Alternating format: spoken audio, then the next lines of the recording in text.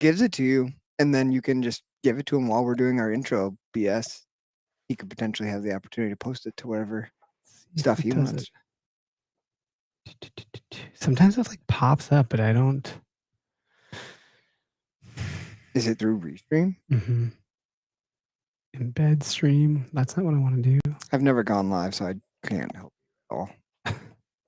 This is the one that is this the one that's cutting out?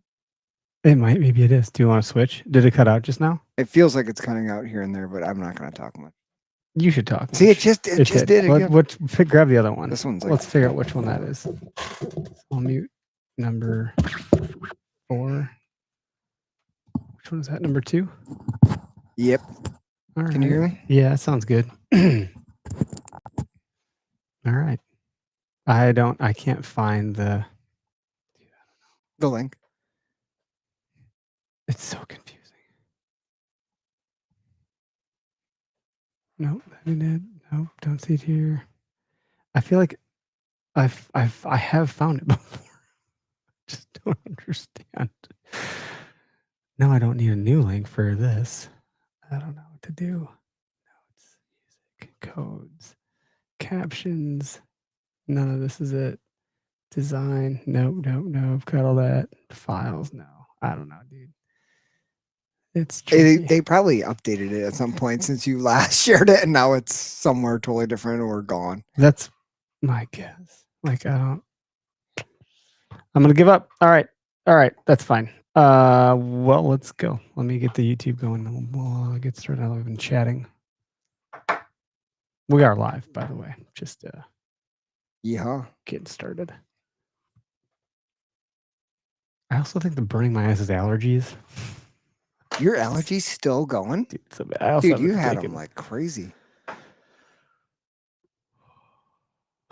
Did you have it bad? I mean, the name of your campground is like pine something. Like, did you have a ton of pine like pollen falling? I don't know. Maybe. My parents' whole like front yard at the cabin is like giant red pines. Mm-hmm. And I parked our black Honda Pilot.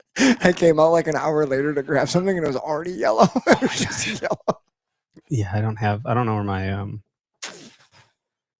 I thought I brought my allergy meds. I don't know that I did. So, can I add a channel? No, I'm still trying to figure it out. I'm convinced that like I should be able to figure this out. Oh well, that's it. Let's just let's give her. This is the Okayest Hunter podcast. Never pass on shooter bucks, because that's just meat in the freezer. It's your tag, you hunt how you want. This is Okayest Hunter. Welcome to the Okayest Hunter podcast. There we go. I was like, hit the music? I don't want to hit the music. And I was like, maybe I'll just mess with people. Welcome back. Hey, if you're new, thanks for tuning in. I'm Eric.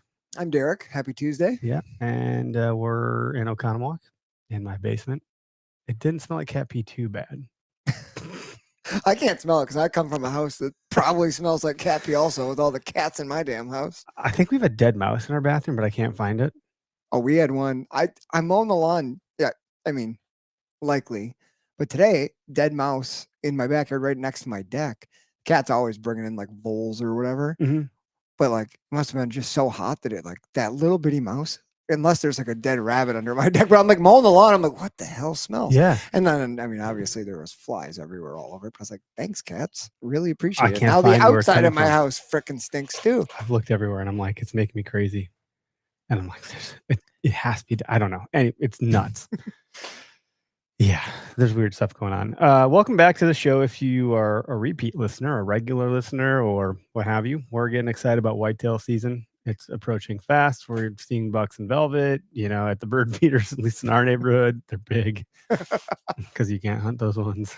But yeah, this is the time of year people, I think after the 4th of July, we start to check in. Mm-hmm. Hang cams, suffer through the summer stuff. You're glassing them through a scope or your binos and all that jazz, and just the season starts to build. It's coming, baby. Yeah, it's coming quick. So that's exciting. For now, it's kind of like, I don't know, just enjoy summer. Try to get into some sort of physical shape. I know you've been rucking.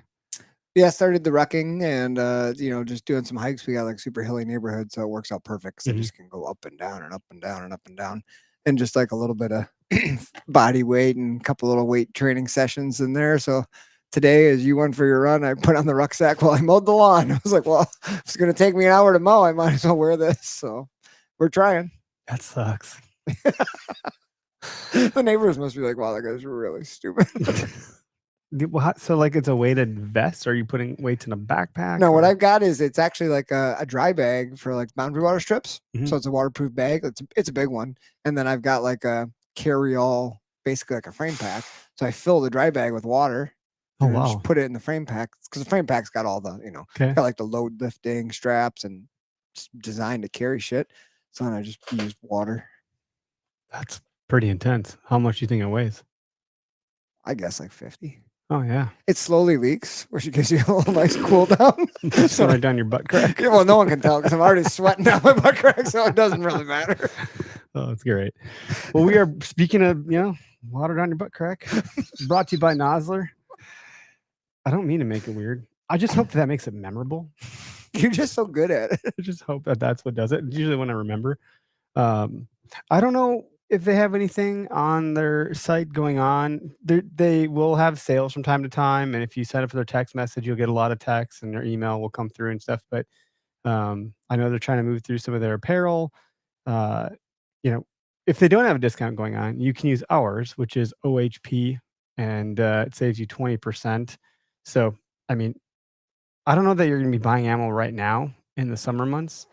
You could. I am. Like, you want to get a hot barrel going, like in this heat that we've had. They also have their silencers. So, something I didn't realize about silencers until probably recently, and I don't know why I didn't know. I'm pretty stupid, so it just took me a second to learn it. But silencers serve a really great purpose for hearing protection. So you can hunt without having to wear hearing protection, because when you're hunting, you need to hear what's going on around you. So you don't want to suppress all of nature sounds. You want to suppress the sound of your rifle. So if you have a rifle that can support a silencer or a can, whatever you want to call it, Mauser has a pretty good selection of cans, and that discount does apply there as well. So, Which is pretty amazing. And they have Yeah. a whole system kind of set up to help you do whatever legal paperwork for your state that you would need to get. I haven't actually gone through that. I should, but yeah, check that out. And then I know as people start shooting their bows more, and like you're getting your reps in at the 3D course, I know you've been doing a league Matt with and I Matt. shoot Monday nights. Yep, we shot yesterday.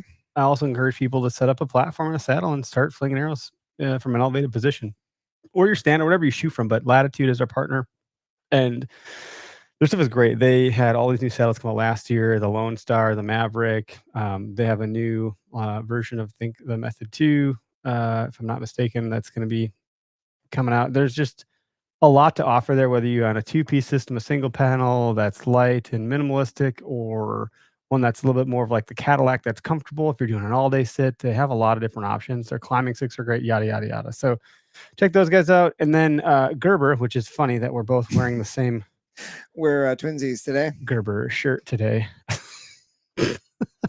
Whatever, it's great. I think so. You're gonna see this come out soon because like we're working. Well, Tyler's working pretty hard. I was just gone all weekend, but we're trying to get our giveaway stuff all buttoned up so we can start our sweepstakes on July 7th. And I have there's 6 of them Gerber knives that are custom made, co-branded Okayest Hunter and Gerber, and one person will win one of each. And then what's the math on that then? How many knives? 6? 6. So So 6 winners. minus 2, there'll be 4 left to give away. Oh, One is gotcha. foldable, one is Fixed blade? fixed. So there's 3 of each, and each have a different co-branded version. Cool. So they're really cool. We have it's a one of a kind. It's a very exclusive thing. Excited about that. But you can also go customize your own Gerber knife on their website, and the process is pretty straightforward. It's actually kind of fun because like their CAD website thing, you can spin and rotate the knife 100 different ways, see how it looks on these different lights and stuff. So it's like a pretty cool thing. So if you have like a family crest or a motto or something, you say a deer camp. You want to make a gift for like groomsmen or for Yeah. dad or for someone, like what an awesome opportunity to customize a Mhm. blade they would like. You can customize a lot about the knife. So it's pretty cool. So check that out. Again, code OHP, and then Rack Hub as well. I feel like when is the time people get their mounts back? Varies very, very Depends. widely throughout all the different taxidermists for sure. So check out Rack Hub. Use code OHP for sure. But if you have antlers that you want to mount, or like if you're getting a skull back, those usually pretty quick to get back. Or if you're doing it yourself, maybe you buried it in November and you're waiting to dig it up because you're doing one of those types. Whatever you're looking to do, Rack Hub probably has something for you to hang your memories on the wall. So check that out as well. And then Quick Trip is another partner of ours, which they're part of the sweepstakes, so there'll be more to come with that as well. Oh, that's like, exciting. at some point I'll finally announce this damn thing and people are like, oh, that's it. But it'll be good. After all that damn hype, Clark. Yeah. So 11 minutes in, we do have a guest. Sorry for the delay. We have Austin, the Wilderness Father. Austin, is it Nicholas? Austin Nicholas. Am I saying the last name correctly? You got it right. I don't know why I'd overthink that too much, but it's like, You're not the first. I've heard Nichols as long as I can remember. yeah, because I was about to say that. I was like, no, I think there's more. My eyes are like struggling today, but I was like, no, I'm pretty sure that's Nicholas. So I should have asked. Welcome ahead to of the time. show, Yeah. Austin. Thank you very much. Nice to meet you guys. Thanks for having me. Yeah, no, thanks for being on the show because so just a little backstory for the listeners and for Derek, because I don't think I had an opportunity to tell you, but I'm pretty sure we met through Zach Hansen, who does the OKS Trapper podcast. And I didn't know anybody that was part of this challenge, but I think it was 2 years ago. I was like, yeah, sure, I'll do that. I'll do that push-up challenge. Like 100 push-ups a day for the month of something. Was it like April or March? Yeah. And you happen to be in it. And I was like, this dude's pretty cool. So we all followed each other. And I've really enjoyed your content as a result of that. So Thank you very much. I appreciate it. Yeah, I actually got introduced to that through Frontiersman Living. And he hooked me up with Zach Hansen. He's a guy that lives out in, I believe, Wyoming. And he's got some really good content too. yeah, I mean, I feel like the people that roll with Zach are all pretty unique and awesome. So I was like, geez, okay. I don't know why these guys want to talk to me. And I think Zach has another book coming out if it hasn't already come out, because he wrote Turning Feral, and he's got some other books also, but now he just released another book, the labor, the labor gap, the trade gap, which is about like getting back to doing more blue collar work. Yeah, because like the trades are a great thing to learn, and the way that AI is accelerating, a lot of us might not have a job. I think I saw a doctor say he's going to work at McDonald's pretty soon. yeah, healthcare and education looking pretty rough. Yeah. Well, tell us about, so you were out west, and I forget what state, but now you're east and in North Carolina, I think. Yeah, that's right. So we lived in Colorado for 7 years, and then we wanted to have a chapter where we were closer to family, but not too close in Georgia. So we settled on North Carolina down in the Sandhills region. So how close is family? What's About 6 hours, 6-hour drive. Okay. Yeah. Well, yeah. That's closer. A lot closer than Colorado for sure. It's closer than Colorado. Yeah. We, it's funny. My wife, she really wanted to be closer to family. And so we decided to make this move. But, oftentimes you think you're going to spend more time with family, but really they're doing their own thing and we're doing ours. So we're actually contemplating a move back west at some point. Yeah, I was going to ask, moving from, a beautiful scenic area like Colorado and then coming into the Sandhills area of North Carolina, which I've not been to before, but like, what's that been like? Has it been what you hoped it is? Is it leaving you missing your home in Colorado a little bit, or how's that worked out? Yeah. So me personally, I moved a lot growing up. I was born in England and raised in Atlanta. We moved back and forth up until the millennium. And then I was quite frankly a little shithead not the entirety of my adolescence. So I spent a lot of time in boarding schools, military schools. And so I have always found it very easy to settle into a new place and sort of find the good. And so when we moved to North Carolina, it was definitely a huge pivot from the massive, the massive scenes of the West. But, I got into bass fishing and got into running through the pine woods, and it's been real fun. Cool. I like that. Find the good. My daughter has a saying. I don't know if it's a book but she's like, find the fun. And that's a saying that now we use as a family, like, find the fun. So my wife and I'll say to each other sometimes, like, you sound crappy, you should probably find the fun. Yeah, for so many people, it's so easy to find something to complain about, but that is such a skill that you hope your kids can find one day, is to be able to find the positive in situations. Yeah. It's not always easy. Right. Well, so you have, is it one kid or multiple? Yeah, I have a 6-year-old daughter. Her name is Suri. Okay. And I know some of the stuff, but I'm re-asking a little bit just for audience sake. So I guess tell us a little bit about your journey, like, because you have a ton of followers, and I don't really care about followers per se, but like, that doesn't, you've been doing enough right for a long enough time to get attention of people that relate to your content. I really appreciate what you put out since we came into contact.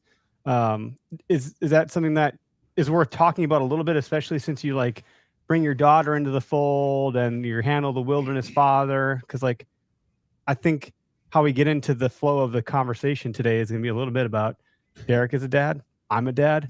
You're a dad. We all hunt. We live in the Midwest. You were out west. Now you're out east. You're going to maybe go back west. Like, there's a huge spectrum here of what it takes to stay active with your kids in the wilderness to some degree. Mm-hmm. So I'd love to hear about how the social side of it for you, what that looks like, and then we can kind of get onto like the real life stuff.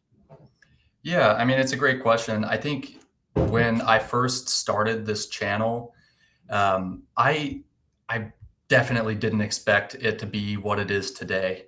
I was at a point in my life where, I had tried different avenues of social media before. I started with a positivity and travel channel in Thailand when I lived there after college. And, it was always to the point where it was like, it's not working. Okay, let's pivot to something else. And when I started the Wilderness Father channel, it was just my own personal channel.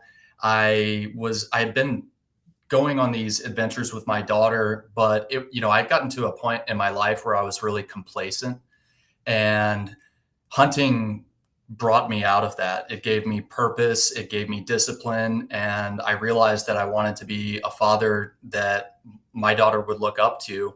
And so I kind of melded those two things. A lot of friends and family that I would send these little edits to were like, man, you should really share this with the world. And so I started sharing it, and I committed to posting for 85 days. And so I think it was like day 40. I was tired. I didn't want to put together a video, but I had set a milestone for myself that I was going to do it. And so I put together this thing that I had learned in the Cub Scouts about using lint from your dryer and petroleum jelly to make homemade fire starters. We threw together a video. I didn't even think about it. It was like 9 p.m., went to sleep. And at that point in time, I hadn't disabled my notifications on my phone. So I woke up in the middle of the night to go take a piss and just went into the bathroom, and it was like ding, ding, ding, ding, ding, ding, ding, ding. And I had like 100,000 views on the video. By the morning, I had 500. By the end of that day, like 1 million. And so it was kind of shocking to me, to be honest. I didn't think that, I think before you really find a breakthrough on social media, it's really easy to feel like what you're creating isn't valuable or valid to others. But I just don't think that's true. I think that there is a huge herd mentality to the way that humans think. And, it's like if they see 10 other people drinking at the watering hole, they're much more inclined to drink than if nobody's there. But for other creators, I just want to urge them to create stuff that you love, right? And that you're proud of, and all of that other shit will come. That's good. I feel like that's so common. It's like, and I did the one I didn't care about, and that's the one that did the thing that you couldn't believe. I think it's funny because 100,000 views or like 1 million views now is much like wages. Like 100K today, in my mind, still feels like, holy shit. but the economy would tell you otherwise. The way that the algorithms work now, like 1 million views today is like, well, that would have been great 5 years ago, and today it's like, meh, that's a Tuesday. It's fascinating how this stuff changes and people chase that stuff. I just believe in having a lot of at bats. We have so many at bats that I don't really care. That happens enough, and it's like, that's normal. That's regular stuff. But it is cool that you are adding value and you understand that you don't need the validation for the value to be added, because I always think about, like, if you had a room full of the number of people you reach on a regular basis, or the people that comment or liked on a post, that'd be very intimidating. That's a lot of human beings. Even if it's 10,000 people, it's like, whoa. If someone said, Eric, 10,000 people are coming to see you speak, I'd shit my pants. Like, I couldn't handle that. But you get on social, you're like, no, it's only 10,000. Like, no, it's not only. That's a lot. Like, people need to remember that is a lot. That being all said, the message that you put out, I think, is what is important. And your ability to bring your daughter with you into wilderness activities is pretty special, because I have a 7, a 5, and a 3-year-old. You have a 6-year-old, Derek. Yours are 8 and 5. Yeah. So those ages, I think you're kind of coming into, I don't know what I was talking about. I think I was talking about this when I was camping over the weekend with a buddy. These are the years I think that dads get to shine the brightest, because they're kids. I think babies are great. Nothing against a baby at all. I love my kids and their babies, but that's the mom's time to shine.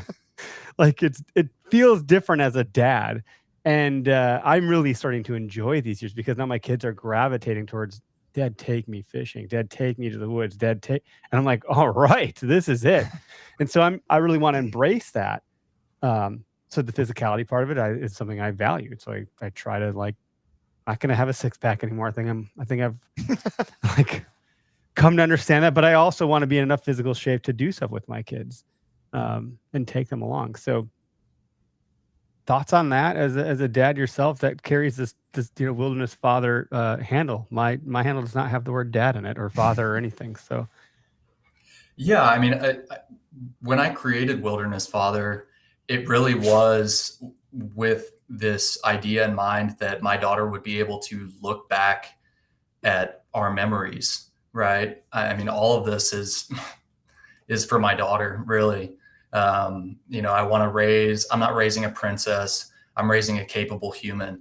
Not that she can't listen to Taylor Swift and do her nails and do whatever she wants, because she does, right? But I think that it's more important than ever to raise children that are capable and resilient and able to embrace hardship early, so that they can be taught that by us instead of being taught that by the world.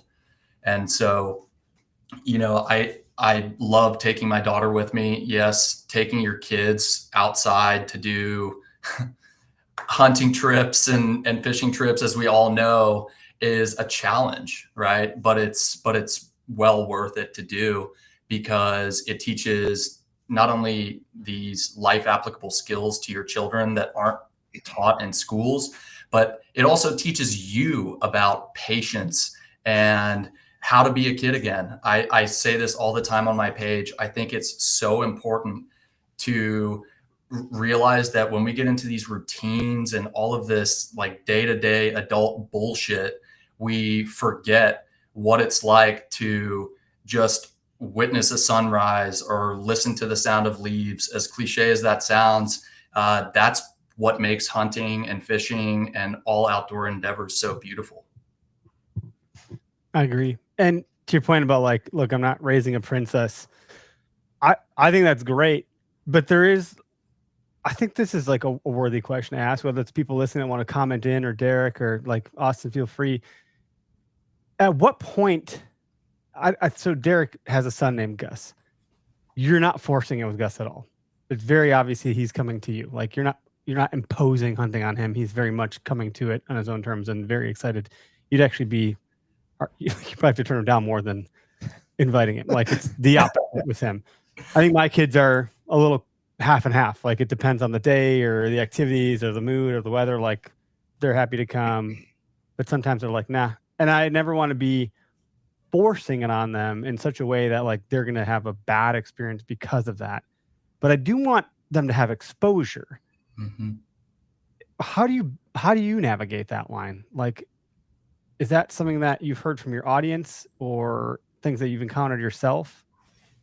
Yeah, absolutely. So when my daughter was 2, 3, and 4, all she wanted to do was go on adventures with me. She was down for anything. She was down to try wasabi almonds, right?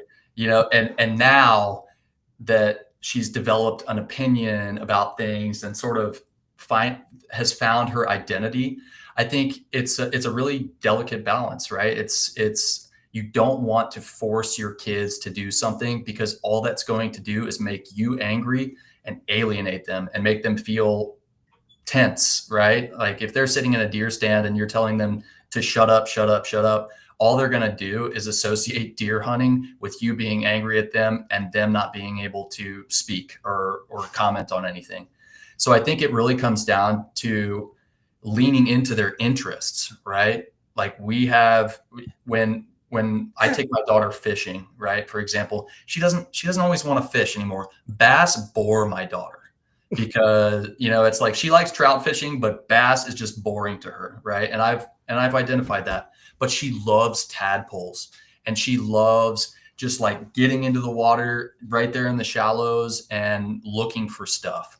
And so like I lean into that, right? Because the fact that she's out there and takes an interest in nature, that's really all that I want, right? Because I know that that's going to lead to other things. So for whoever's listening out there, I would just say, like, you have to get creative with leaning into the interests that your kids have, whether that's, leaves or whatever. I mean, you can figure it out. It's just, you really have to lean into their interests and enable them rather than, try to make them do stuff, because it only gets harder. I'm sure, with your 7-year-old, it only gets harder when they get more opinionated, right? But you want to enable them. You don't want to restrict them.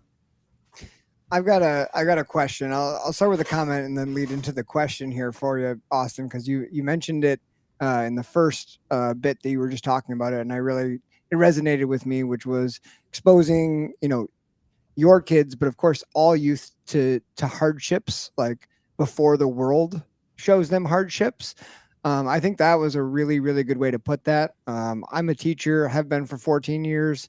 And I think one thing that we see a lot of, I'm at the high school level now, but is that, parents who are wanting to do everything to help their kid be successful, which is wonderful. That's what we all want. But in that, a lot of them are kind of getting shrouded from hardships of life.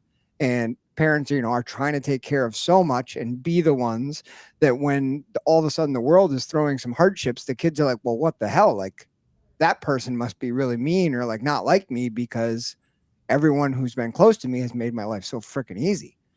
And I think that idea of exposing kids to hardships and like leaning into their interests, like it's a fine line, especially when they're young. So my question is, like, we have kids all similar ages, right? 8, 7, 6, 5, that range. What's kind of your line, or how do you draw that line of like how much is enough, like good, like a learning experience versus like, man, this is going to be detrimental versus like abuse? Well, you think you bring your kid anywhere, the walk out there is always great. But then you know in the back of your mind, like, well, shit, like we've gone 2 miles.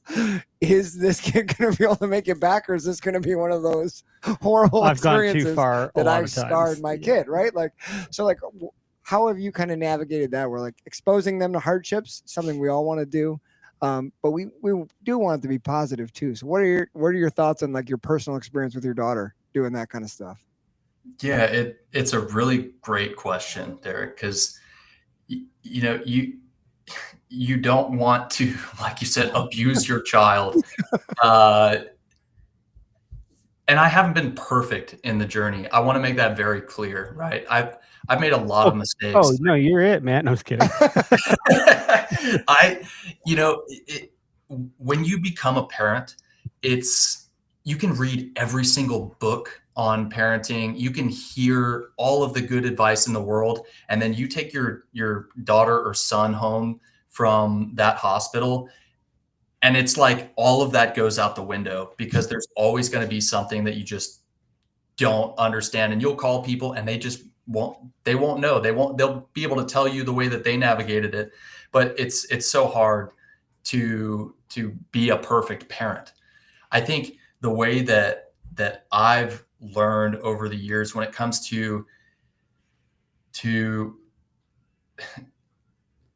positioning my daughter to face hardship is, I think back, I try to look at it like, what is she going to think of this in 10 years or 15 years?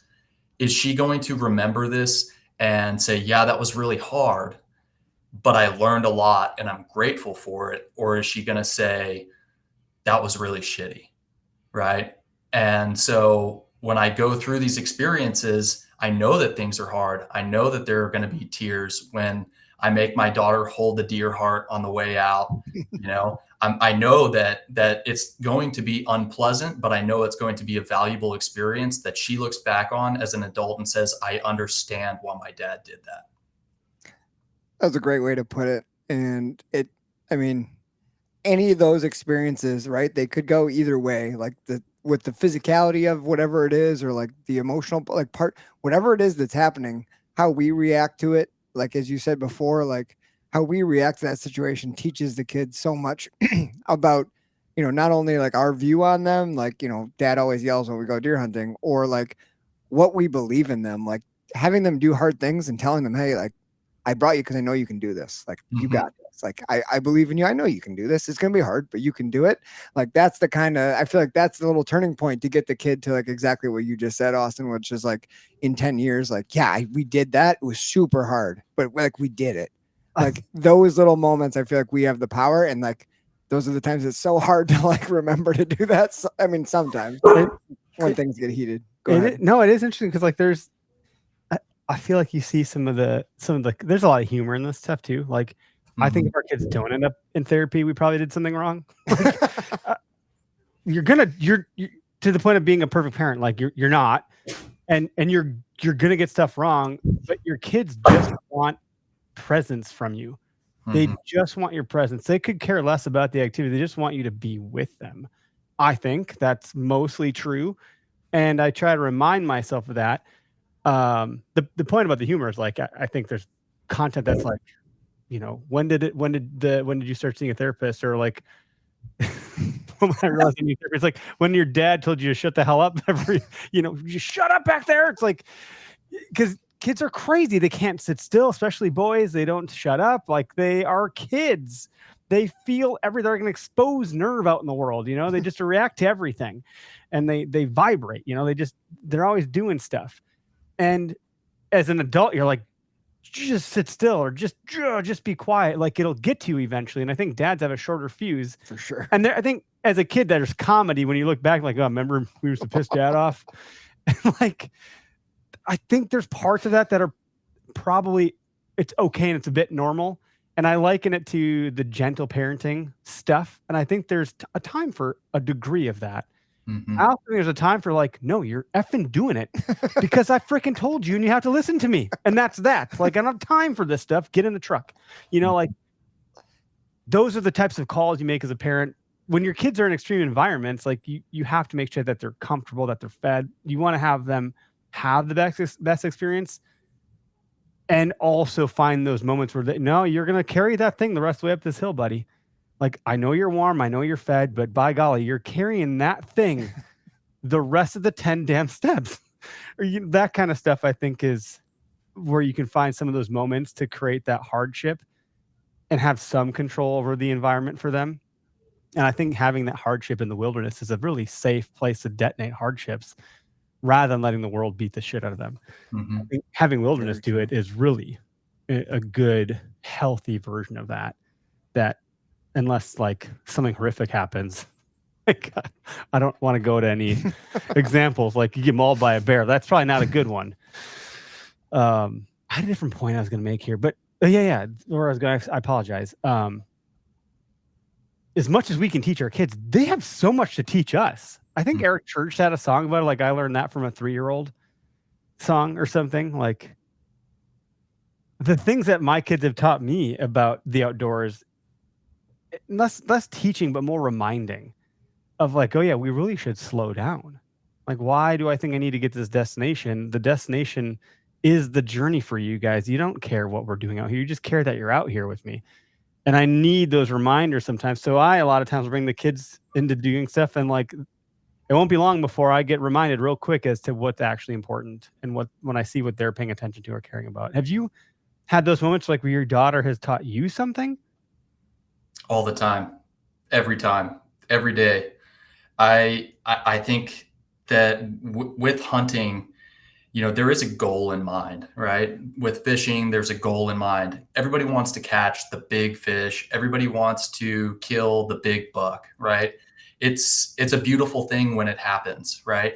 And when your kids are there, I mean, the stakes are higher, right? Because who doesn't want to feel like a superhero knocking down a 10-point with your daughter in the stand with you, right? That would be an incredible feeling. And I think that a lot of times dads get attached to that idea more so than the fact that they're just in the blind with their daughter or their son. And those are moments that they're just not going to get back. And that's where this ego gets involved, right? That's where the shut up comes from. That's where all of that making them do a certain thing comes from, because you want to control the situation, right? And it's hard. I'm not saying that it's easy to just shut down your ego. And I'm also not saying that it's not okay to tell your kid to be quiet, right? Because if you're in the stand, they need to know that that's an area where they need to be quiet, maybe not silent, but they need to have respect for the woods and they need to have respect for the process, right? So it's this big balancing act. But I think that a lot of times what I've seen in myself is that I'm just so attached to the outcome that I let it blind me from the fact that I'm sharing a sunrise with my daughter in a stand. That is well articulated. We talked about this. I was on with Pierce last night. Really? We talked Okay. a little bit about this, and because we were talking about Gus and the new gun and getting him potentially hunting this season. And one of the things we talked about was Aaron Warburton from Hunting Public talked about it a little bit, but it was hunter retention problems where kids are going hunting, but then give it up a short time after, within a year or 2 or 3 or 4 or 5. And exactly what Austin just said, that's where my mind went, is like, sometimes as the people bringing them in, we're so fixated on them having a successful result. The result becomes the number one most important thing. So we put them in the best, most easy spot. They haven't had to do any thinking, any real like learning about it. It's like, let's get him in that blind over the plot, and here comes Mr. Buck. And like, it's a great experience. It probably is, but like that hardship is never there. And like, having the kids make decisions, that part may be missing. And I'm just generalizing here. I'm not saying if you hunt over a food plot with your kid, you're not doing it right, because like, that's not what I'm getting at. But like, part of me is like, man, I just want to maybe like, just, hey, let's walk. Let me know when you think we get to a spot that you want to hunt. Like, I think those things end up being more meaningful for the kids and make them want, Because if he does make it crave happen, the challenge more. Like the more Yeah. it doesn't happen, the more it's more kind of like a climbing the mountain. Like, oh, I want to keep like, we got to get one. but if he does make it happen and he picked the spot, think about how much more gratifying that would be. Yeah. That's cool. So Yeah, I that's agree. like the rushing the eye on the prize kind of thing. Sometimes, yeah, just, you both said it, slow down and like just enjoy it along the way and let what's happening happen. Yeah, I think I talk about ego a ton, probably too much, or the lack thereof, or at least like how I want to have myself be. It's less ego.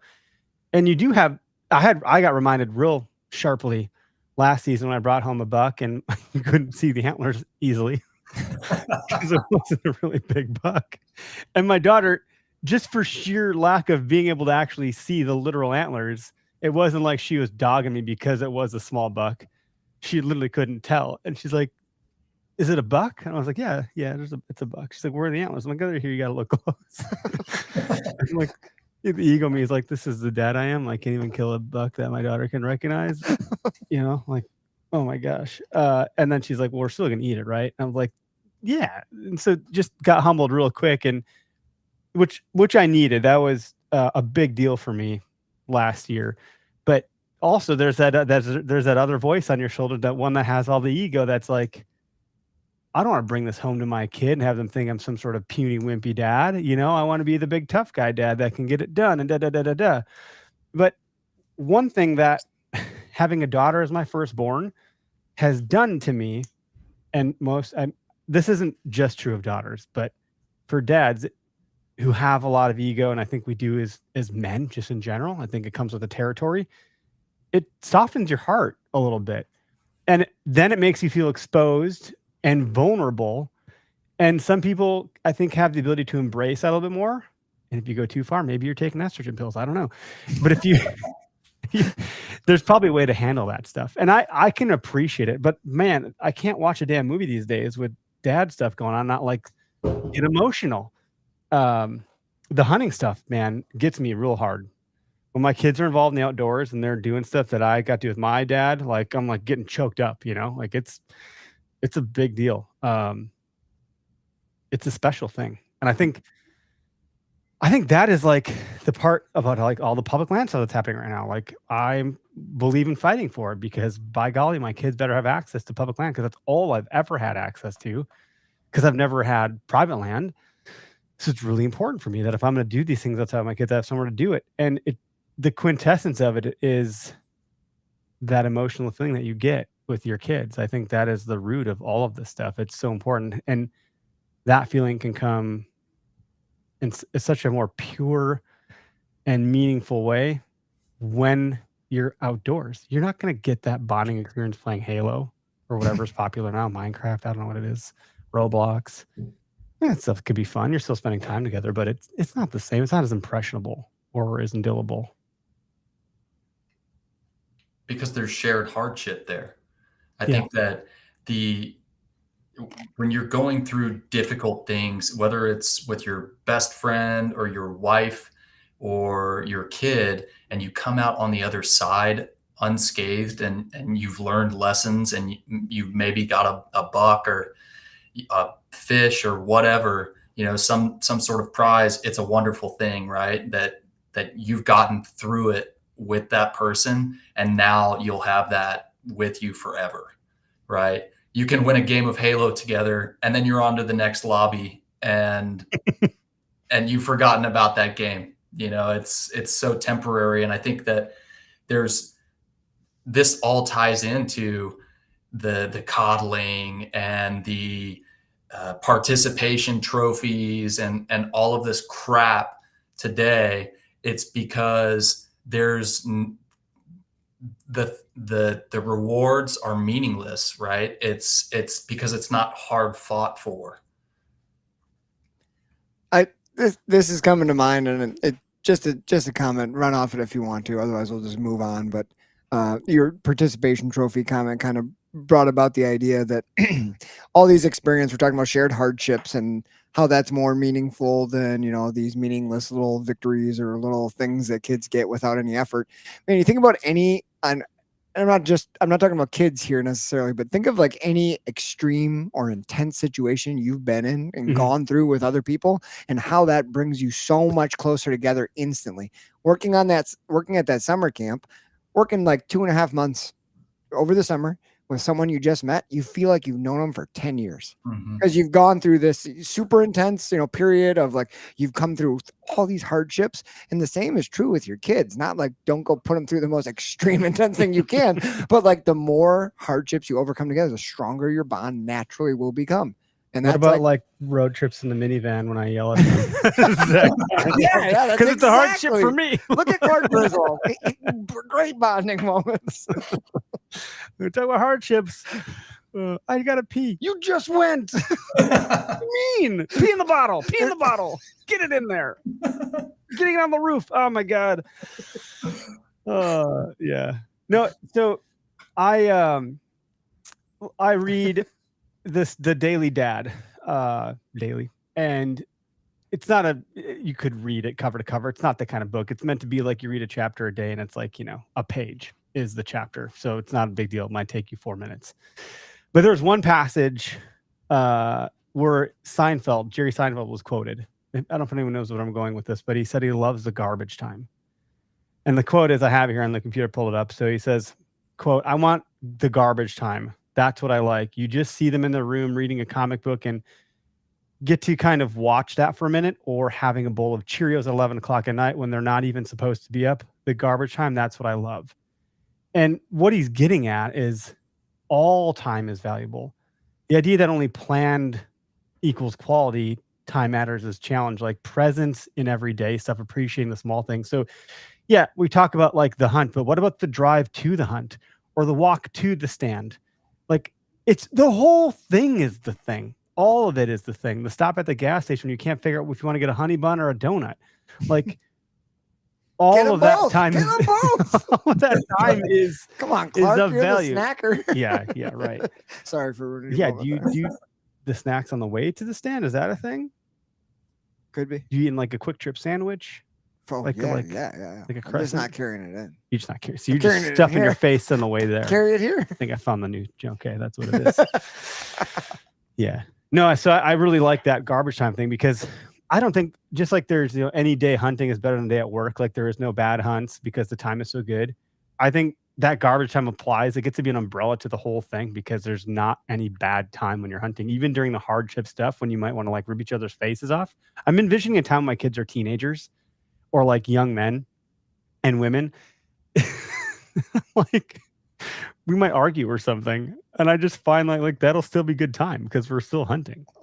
Like, no, I'm not going to carry this elk up the hill. You got to do it. Come on. No, we can take one more trip. No, we can get it in 2 trips. Like, there's probably some arguments that are going to happen. We're gonna do it. Pick up the damn backpack. Yeah. I was laying with my kid. We were camping, and I was like, he's like, "You good, Dad?" I was like, I'm like, "Yeah, I'm good. I'm fine. It's got a little bit of sunburn. My back's a little sore." I was like, "You good, buddy?" Because it's really you that matter. Like, don't worry about me. I worry about you. You got some sunburn. Let's get some lotion on. I got to take care of you. But I said, someday you're gonna take care of me, probably, because you're gonna be strong. And he's like, "I'm taking care of you right now, Dad. I'm scratching your back." Touche, little man. Okay. You're already taking care of me. Sure, fine. Call it what you want. Is that Dane? Yeah. Oh, that's Of course, so sweet. Dane. Yeah. So I think, this is a fun topic, man. You had a really cool story that you shared with me offline. We were chatting, whenever it was last week, about your daughter and you scouting, not scouting, but like tracking. So I think that's a worthy story to share here, if you don't mind. Yeah, absolutely. I was hunting up in northeastern Colorado with my daughter. We had just gotten out of the truck, walking to this stand. It was on the North Platte River bottom. And on the way to the stand, we saw a doe right there at maybe 60 yards, and she was feeding away from us. So I set up behind this log and got set up. My daughter whispered in my ear, "My heart's beating so fast." I looked back and said, "Yeah, me too," and made the shot. And I guess that I'd just gotten back from I think a cow elk hunt, a couple weeks prior.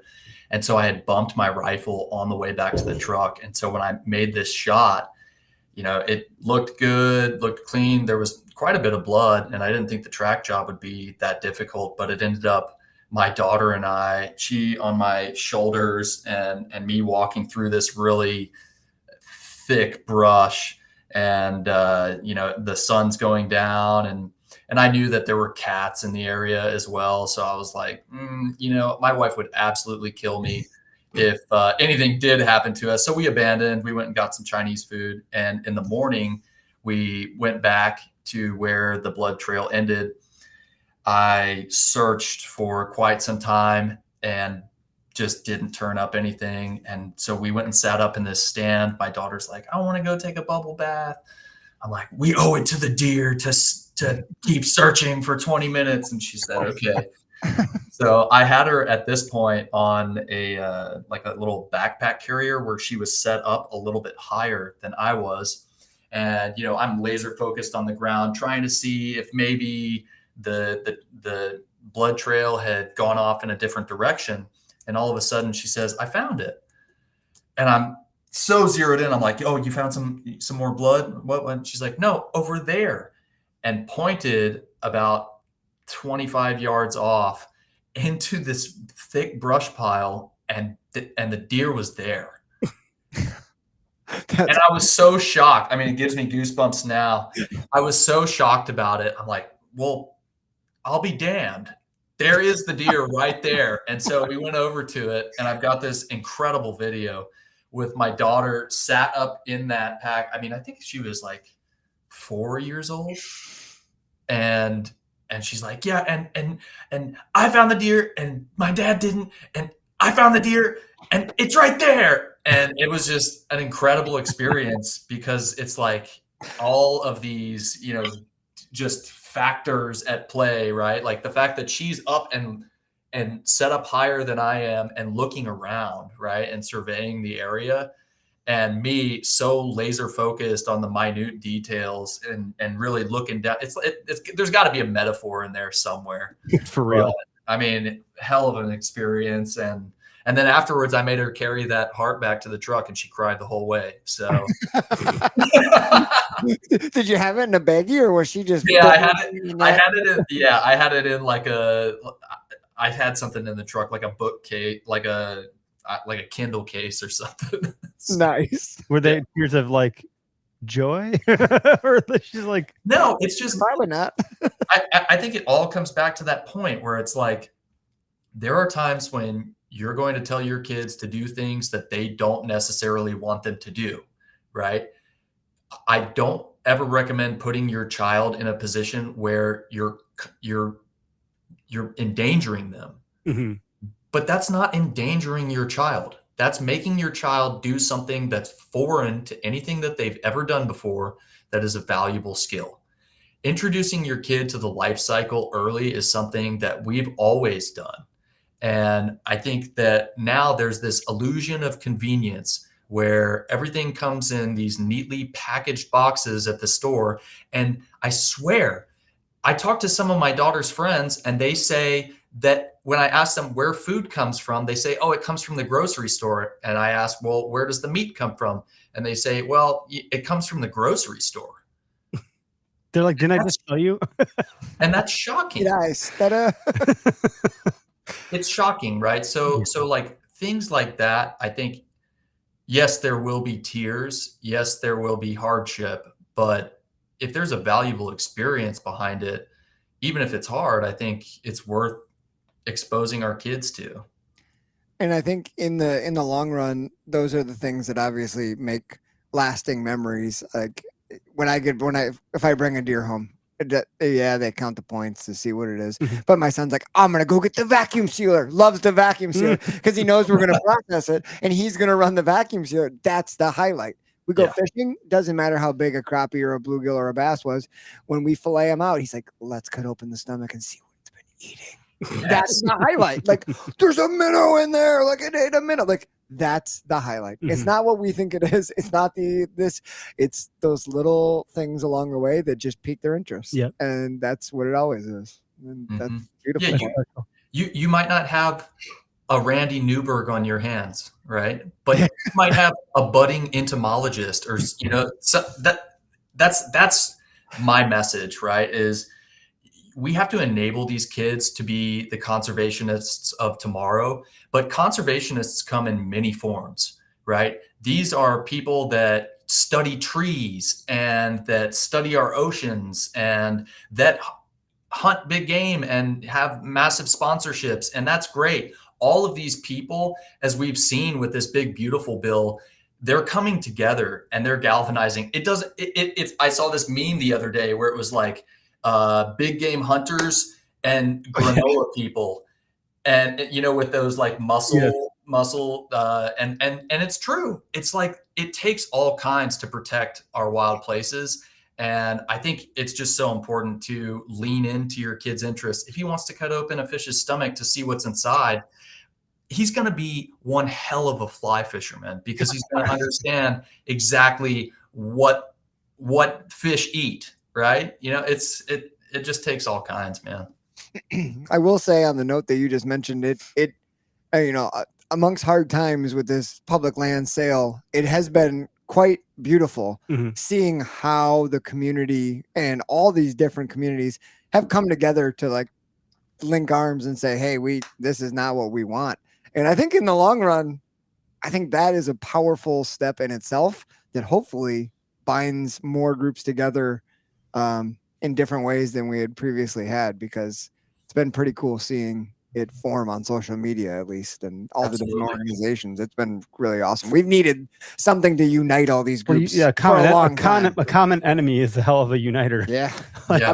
a big one too. It reminded me of all of this. Actually, you talk about the meme. I was like, I want to make a meme, and because that's what we do, you know. And it's like I haven't made a meme in a while because we've been doing other stuff. But I was like, the Fox and the Hound came to mind, and I'm like, here you have this hound who's bred to hunt, right? Call that the hunters. Then you have this fox that's they're known to be not enemies, but like certainly not friends. And so the thesis of the movie or the book, it's pretty self-evident.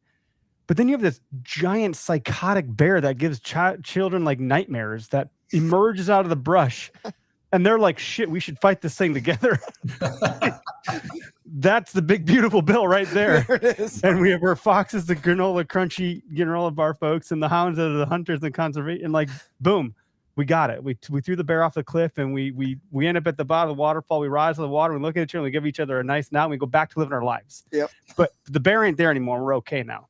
Like, I don't know how I make that into a meme. I might be able to find the scene. I might not. It's a very old movie. I like that. But I like that. That movie is, I think, boy, that's a great movie. That's one of the kids' favorites. Yeah, I grew up with like the Fox and the Hound, White Fang, Call the Wild, all the Jack London stuff. I'm like trying to get my kids to watch White Fang. I think they like it. I'm pretty excited about it. That'll be a big day. Yeah. What's it on Hatchet? The Hatchet. Yeah. The series that the book Hatchet. Oh, Gary Paulson. I mean, that was instrumental in my childhood. That book I think that's what hooked me hard. I had a movie. It wasn't called The Hatchet, but it was based loosely off The Hatchet. Oh yeah. About this kid, and he gets lost in a lake. The pilot dies, and he basically has to do that whole thing. And that was like when I went up north. I popped that VHS in, and like I was like, I'm gonna go out and build a fort and live in the woods. 20 minutes later, I was like, I need bug spray. That's terrible. Yeah, none of us are actually the outdoor boys guy that no longer is there, but that dude freaking did it all, man. Yeah. Wow. Incredible. Like the forts and Super shit he smart. built. And he filmed it all. You know how much harder it is to do anything when you have to run a damn camera? I'm surprised he lasted as long as he did, just because like he had to deal with GoPro batteries. I would have been like, I'm out. Like, do you film stuff like like do you like, are you running GoPros or camcorders, or are you just using your phone, or are you like the content you make is pretty consumable? Is that a pretty straightforward process for you? Yeah. I have a drone that I use. I use a DJI Air 3. I have an Insta360 that I use. It's got the double lenses and the 360 view. I think that's really helpful for my content. And then a lot of my content is on the phone, because a lot of the stuff that I'm doing, I'm out in the woods, you know, I'm fishing and whatnot. And my wife bought me a nice camera for Christmas one year, and I returned it and got the drone because I figured, what am I going to do with a camera? I mean, I know a lot of guys go out with a tripod and set it up and do all of that stuff. It's really not my style. I think it's something that I'll get more into as the content progresses and I get into more long form content, because I've got plenty of long form content that I need to edit and put in on YouTube. But right now, yeah, I just try to keep it as simple as possible. Yeah, you have a GoPro, but then like, you're like, yeah, just grab the phone. I've had the same progression, and the phone cameras are so good. Mm-hmm. Then I'm like, man, this is way easier. And like, anytime there's a barrier, I'm just like, the phone removes so many barriers that it just like makes it the thing to use. But yeah, no, this is a good line of conversation and a good chat. Is there any other, like, I don't know, did we hit on most of the stuff I think we wanted to hit on? I just want to say one thing. I think, you know, my story, right, where I've gotten to today and the content that I'm trying to put out, it's meant to inspire, not just fathers. It's meant to inspire everybody. But because I am a father and a husband, that's my target demographic. And I was a 15-year-old kid huffing Axe body spray through a sock, just trying to escape and find purpose. And I think that so many young men are looking for an outlet or purpose or a mission, right? And it's so hard to find that. And when I found hunting and combined that with fatherhood, it gave me a purpose. But without setting continuous goals for myself, I continue to self-sabotage. I continue to just wreck things. And I think that this is very common for men, whether they're fathers or husbands or have big careers or not. Life is like a bicycle. And this is something that John D. Rockefeller said, if you're not moving forwards, then you're going to fall off, right? And so in life as men, we really have to continuously set goals for ourselves, continuously work towards those goals, whether that's through physical endeavors or continuing to educate ourselves on our passions, or to even set these like small goals. It doesn't have to be, I'm going to have 1 million followers, or I'm going to get sponsored by this company, or whatever. Like, those are good goals to set. Those are tangible goals. But I think it really comes down to the small things that we do on a day-to-day basis. And if we're not continuing to do those, there is no neutral. You're not ever going to just coast along forever at, some comfortable level. You're either going to go forward and upwards, or you're going to go backwards. And so, like, I just want to tell all of your listeners and all of my listeners that in order to accomplish anything in life, you have to start with the really small stuff, whether that's, I'm going to get up every day at 4 a.m. and write one sentence, or I'm going to go to the gym for 15 minutes every day. It's those little things that I've found in my life that keep me on the right track and keep me more moving towards being a better father, better hunter, better friend, and better husband. That's well said. I think you're very spot on with that. Anytime I find myself, quote unquote, coasting, I feel it. And then there's like this natural like switch that gets triggered. And I'm like, nope, time to get back active again. Like, I can't let myself get to that backwards point. When I'm coasting, I get grumpy. Yeah. And it's grumpy with I'm mad at myself. Yeah. And then, for but it doing comes it. out at other, But then like I'm just like really shrapnel. freaking irritable. Yeah. So yeah, I feel you on that. And setting small goals is a great way to pull yourself through that. Yeah. For me to be the best version of myself for my kids, I need to be doing something physical or getting some exposure. So even if it's like you said, something small, like go for a walk in the morning, or the physical thing's a big deal. I think for men, like, we have to be physical. I don't know what it is, but if I'll start to just get agitated, like a wasp that's ready to sting someone. Like, just who's gonna get close enough? And that's thousands of years of genetics screaming at you for sitting down more than you need to and not being out in the woods naked running around. Like, it's science, right? Like, our brains are sitting in these meat suitcases.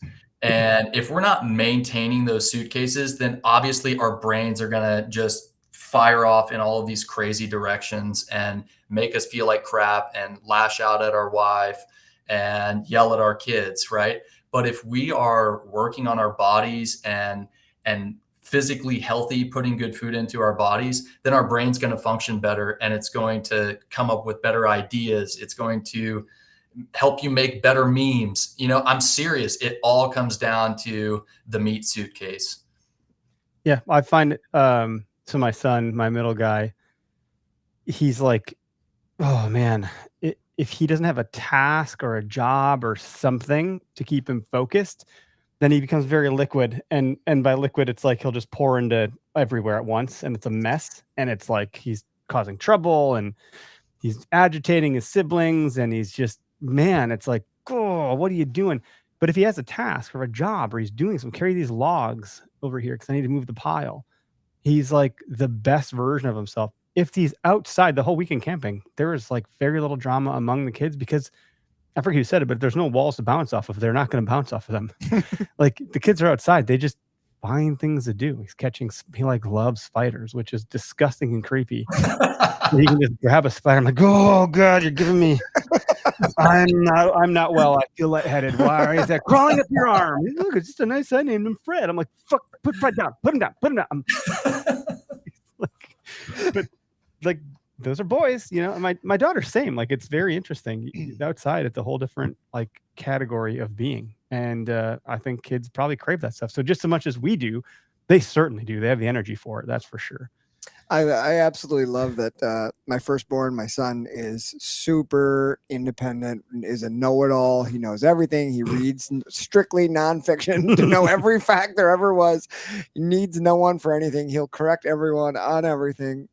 And his sister is always second fiddle, never needs her. But in the outdoors, he always needs his little sister because she's the one who loves grabbing worms out of the worm container. She's the one who will catch the frogs that he spots because he doesn't like the feel of that stuff. So he's always like, Penny, I need you. Come here. And it's like, hey, here's your time That's how to shine, my daughter girl. is with my son. She's like, oh, hey, come catch this thing. Yeah, there's a spider in the car last night. And that's probably because of all the gear that we had thrown in the van. And it was by my daughter, and she's freaking panicking. She's like, now I have the creepy crawlies. Now I just think there's a spider on me. Oh, my hair touched me. And she's freaking out. She's like, I wish Dane was sitting behind me. He would just catch it and deal with it on it. And you're like, she needs her brother for that kind of stuff. So it's pretty great. But she's a frog catcher. She's a frog catching machine. She said she was going to dream about catching frogs. She's so obsessed. I was like, look at that. So frogs, you're okay with, but spiders, no. Which is normal. Like, I can handle frogs, but not spiders. So yeah, good stuff, man. Well, I'd love to have you back on too, and sometime in the future. And good luck with if you end up moving back out west. Are you gonna go back to Colorado, or do you think like you're looking somewhere else, like Montana or Wyoming? Or wait, is that the?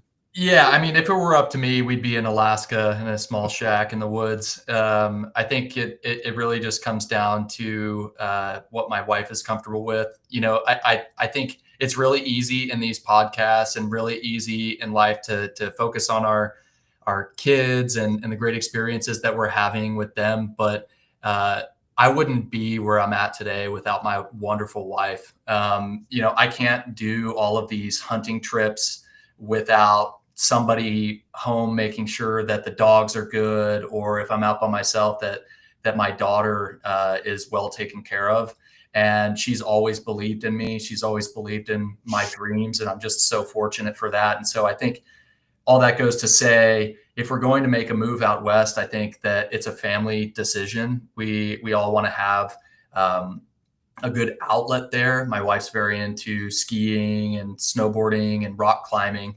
And so we'd have to find a place that has good bouldering, good mountains to ski, and I'm trying to get her more into fly fishing. And so, yeah, we've evaluated like Montana, Utah, Colorado, Wyoming, and Nevada as well. Actually, that's cool.